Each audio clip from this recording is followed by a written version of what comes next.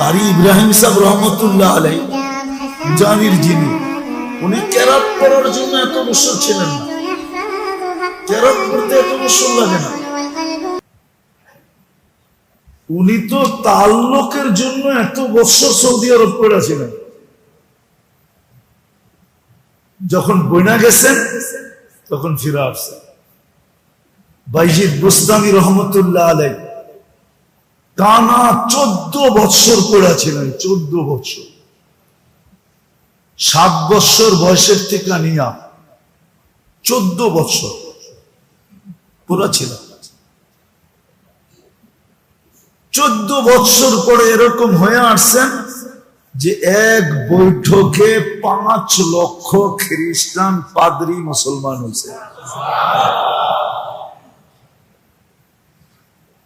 এক বৈঠকে কত? 5 লক্ষ খ্রিস্টান পাদ্রী, খ্রিস্টান না পাদ্রী।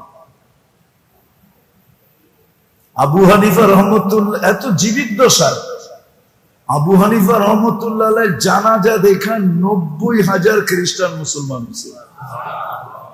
আহমদ ইবনে হাম্বল রহমতুল্লাহ জানাজা দেখা 70,000 খ্রিস্টান এক ওয়াক্তে মুসলমান হয়েছে।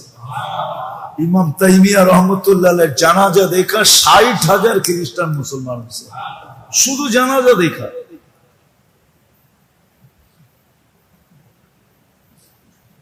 আমাদের আকাবেররা ছিলেন, ওনাদের চেহারা দেখা মুসলমান হয়েছে, পাদ্রী সাধু মুসলমান হয়েছে, সাধু। আনোয়ার শাহ কাশ্মীরি রহমতুল্লাহ দেওবন্দের রেল স্টেশনে দাঁড়ায় আছে, তো পাদ্রী আয়েশা হাত বাড়ায়া দিয়া বলতেছে মুসলমান বানাও। বলছে তুমি কি দেখা মুসলমান হইতেছ? তোমার চেহারা দেখা, এটা মিথ্যাবাদীর চেহারা হইতে পারে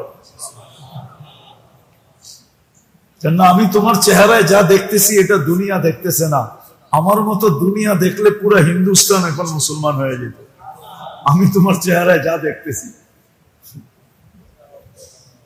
আমি তোমার চেহারায় যা দেখতেছি এটা শুধু স্টেশন না, যদি হিন্দুস্তান দেখতো হিন্দুস্তান মুসলমান হয়ে যেত।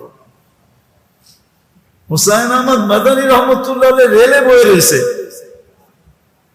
সাধু এসে বলতেছে মুসলমান বানাও। আমি তোমার চেহারায় যা দেখতেছি এটা মিথ্যাবাদীর চেহারা না, মুসলমান বানাও। তারপরে বলতেছি কি দেখতেছি, সত্য এটা।